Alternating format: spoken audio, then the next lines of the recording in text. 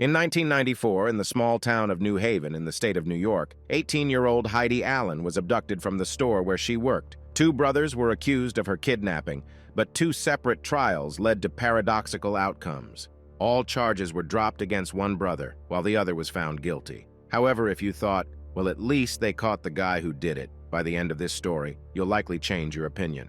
On April 3, 1994, Easter Sunday, 18-year-old Heidi Allen began her shift at the convenience store attached to the D&W gas station in New Haven, a town in Oswego County, New York. Heidi was a determined and energetic young woman with ambitions of building a career in education or psychological counseling.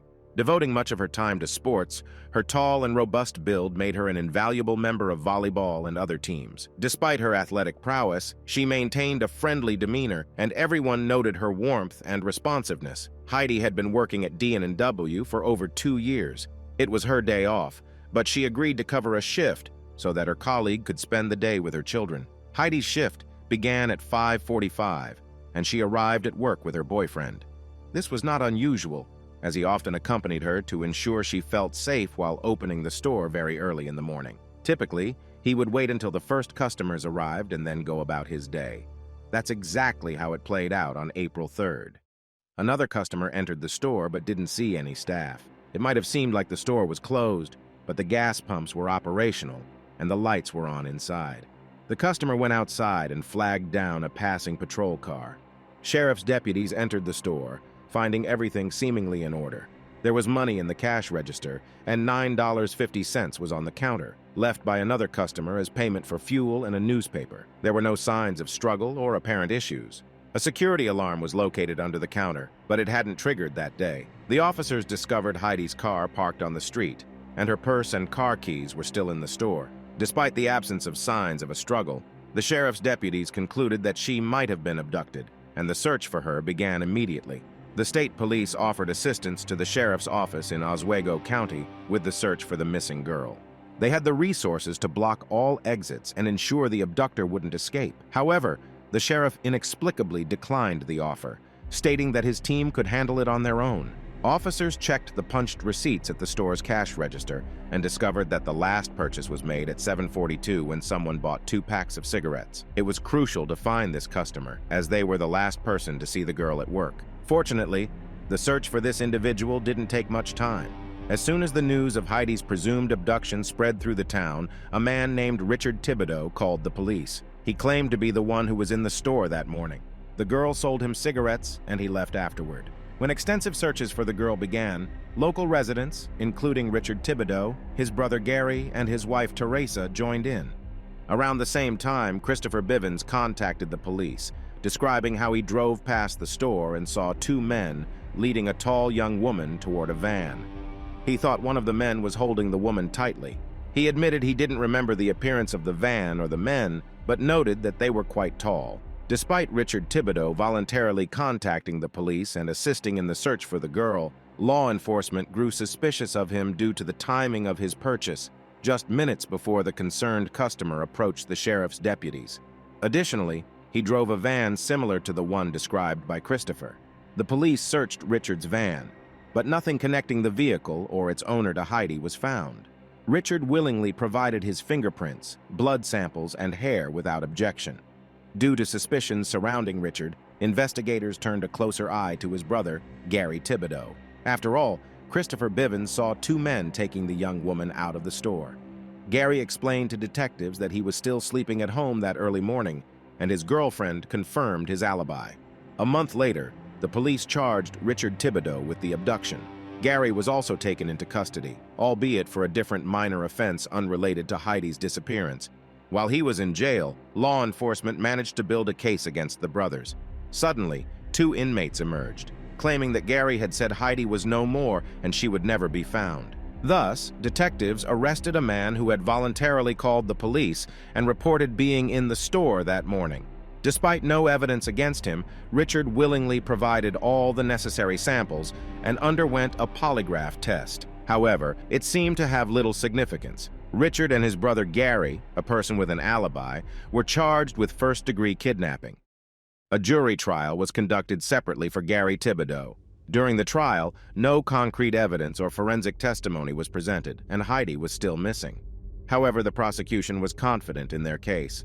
They called a witness who had seen two men with a girl near the store that morning, and jury members heard the statements of two inmates regarding Gary's alleged remarks about Heidi. Although the information provided by the two convicted individuals contradicted not only each other but also established facts at that time, they were allowed to testify in court. The jurors heard that Heidi disappeared within just 13 minutes between the last recorded cigarette sale and the arrival of sheriff's deputies at the store. During these 13 minutes, the witness saw two men leading the young woman to a car. He described the vehicle as a white van with two dark blue or black doors at the back and two doors of the same color on the right side, along with a wide 6-inch black stripe above the wheels.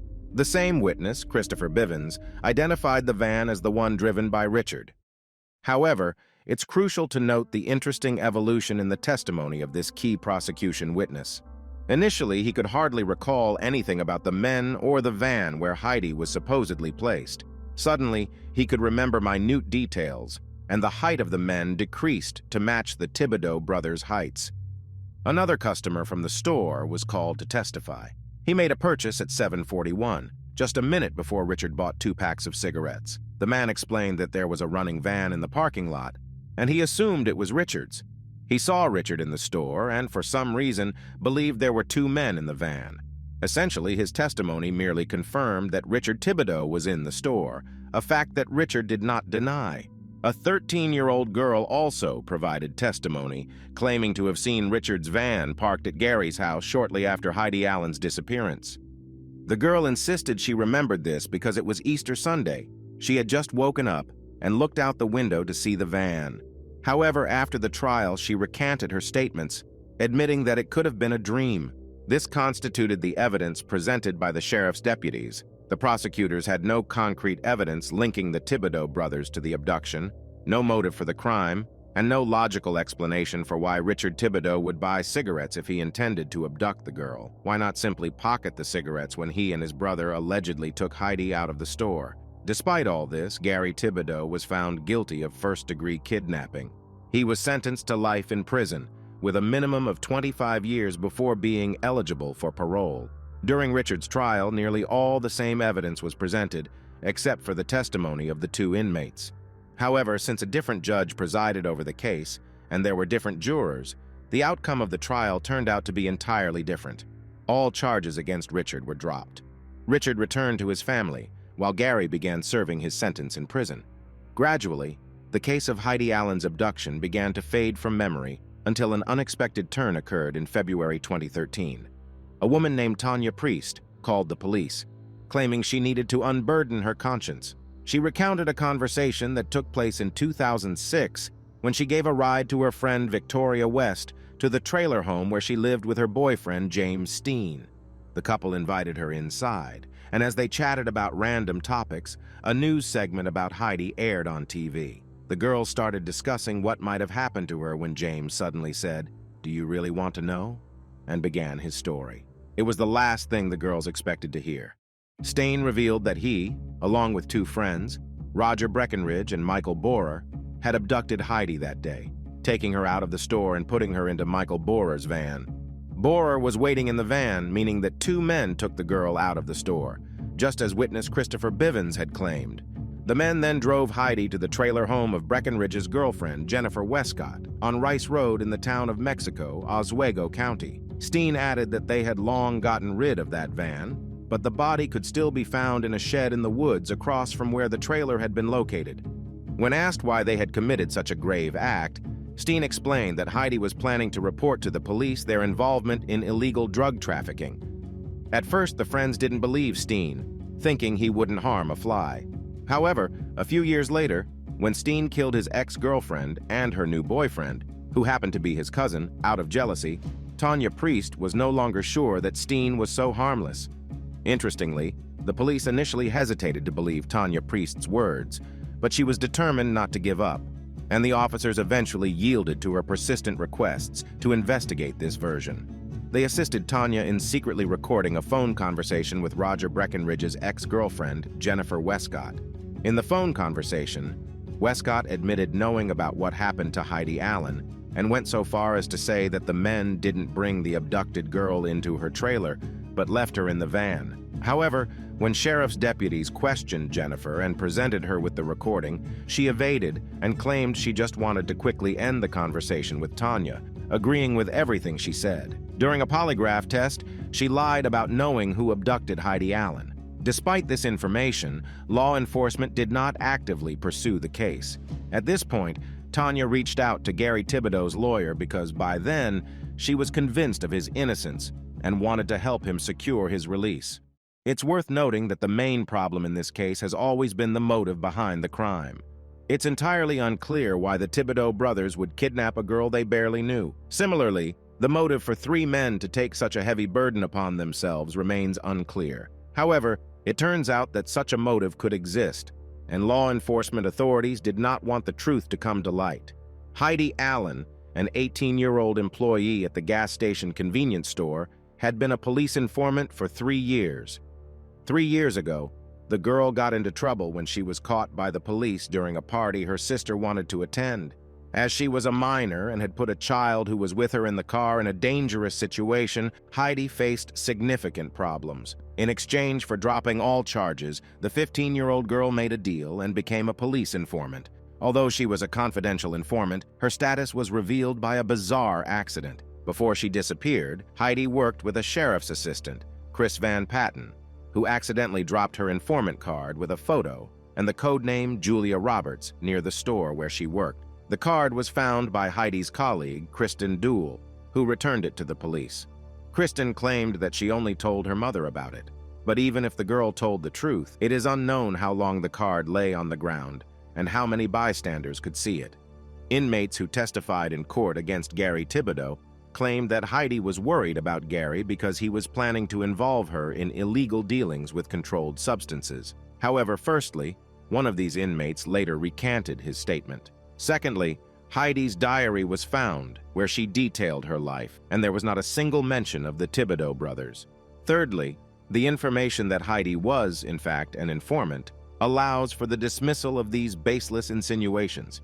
The newly revealed information provided an alternative theory about Heidi's abduction, especially considering that her status was compromised, and dangerous people could have learned that she worked for the police. Considering the new details, in 2014, after persistent demands from Gary's lawyers, searches were conducted in 2 cabins in the woods.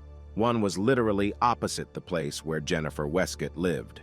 Search dogs indicated the potential presence of remains near the cabin. Police found fresh shoe tracks at the site, and inside it was evident that someone had already dismantled the floorboards. However, the forensic examination conducted by the Bureau of Forensic Services did not detect any human remains. It's interesting that when Tanya Priest decided to share what she knew, numerous witnesses from the town immediately came forward, claiming to have heard James Steen, Michael Borer, and Roger Breckenridge boasting about Heidi's abduction. Some of these witnesses asserted that they had reported this to the police on multiple occasions.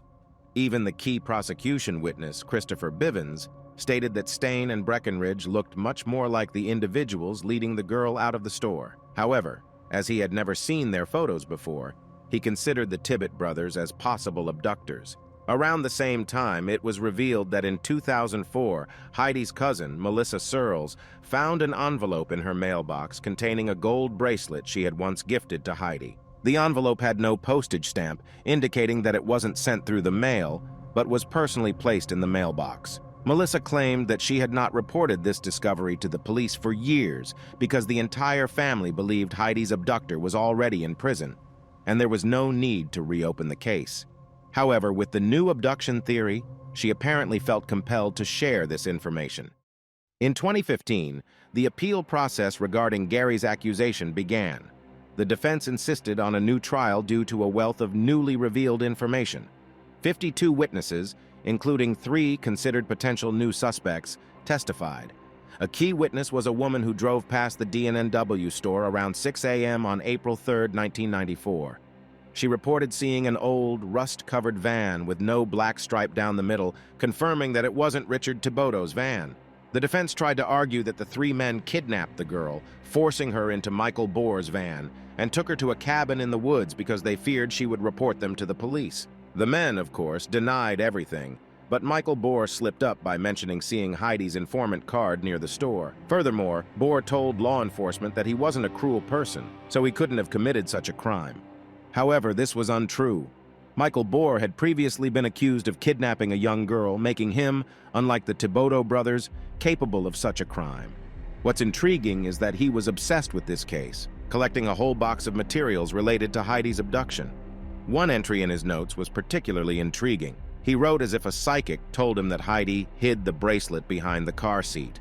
She added that Heidi hid an item where she was held, and all her family members would recognize it. Despite the abundance of new information, Gary lost the appeal after a year of hearings, and he was denied the opportunity for a new trial.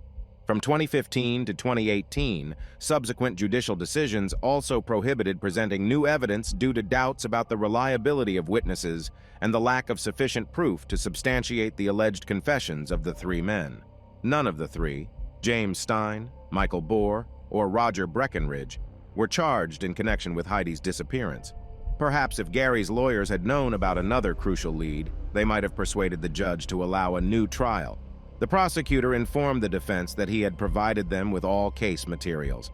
However, on December 13, 1994, he explicitly prohibited copying documents from a specific folder for the defense attorneys. Inside were two letters from the globally renowned expert in determining truthfulness, Murray Myron. His services were often sought by FBI agents, and he was asked to speak with a witness who might be the one who saw Heidi after her abduction. The expert concluded that Brent Moore's account of specific events related to Heidi was truthful and accurate. He did witness her being transported in a van, and she found refuge in a garage on the Barlow property in the town of Scriba. Brent was only 3 years old at the time of Heidi's abduction, and the expert was invited to verify whether the boy was telling the truth about the events of that day. The expert talked to the child, analyzed his drawings, and believed him. He advised looking for Heidi where the boy indicated. Interestingly, Brent knew Heidi before the abduction. His mother mentioned that during the Christmas holidays, after a visit to Richard Mitten, the boy's father, Brent mentioned seeing Heidi and that she gave money to Richard. When shown a photo of Heidi, the boy immediately recognized her and called her by name. Additionally, he accurately described her car. Brent added that 3 friends of his father were involved in Heidi's abduction, and the boy's mother remembered a conversation with her ex-husband on Easter Sunday in 1994, the day Heidi disappeared. She recalled how Richard suddenly claimed that 3 boys had kidnapped her. Who they were and whether they knew that Heidi was an informant is unknown. Investigators attempted to search the garage indicated by the boy, but couldn't conduct the search on either the garage or the adjacent area due to the lack of a warrant, and the homeowner did not allow the search. As evident, there are several theories about what might have happened to Heidi Allen, besides the police's version implicating the Tibbets brothers. It's possible that Stein, Breckenridge, and Bohr were the kidnappers, or perhaps friends of Brent Moore's father were involved. Since the girl was not found, there's also a more optimistic version suggesting that she entered a witness protection program. What if the police realized the danger they put Heidi in by making a teenager a confidential informant and then compromising her status? This could explain many unexplained aspects of the case. The appearance of her bracelet, the lack of signs of struggle in the store, the absence of evidence clearly pointing to any of the suspects. One might want to believe that she had to leave her family, but no one kidnapped her, and she is enjoying life somewhere in this world. Although one thing can be asserted almost certainly, when the sheriff's assistant dropped Heidi's informant card, he put an end to the life she had led until the age of 18. What truly happened on the morning of Sunday, April 3, 1994, remains unknown. It's possible that we may never find out. What we do know is that Gary maintained his innocence until his last breath. Gary Tibido passed away on August 12, 2018, at the age of 64, and his health did not allow him to live the additional 2 years to a potential conditional early release. Gary's departure means he will no longer have a chance to clear his name. Hope for another appeal in federal court died with him. He will remain a convicted inmate who abducted an 18-year-old girl and, according to many, is the second victim of this terrible and convoluted crime.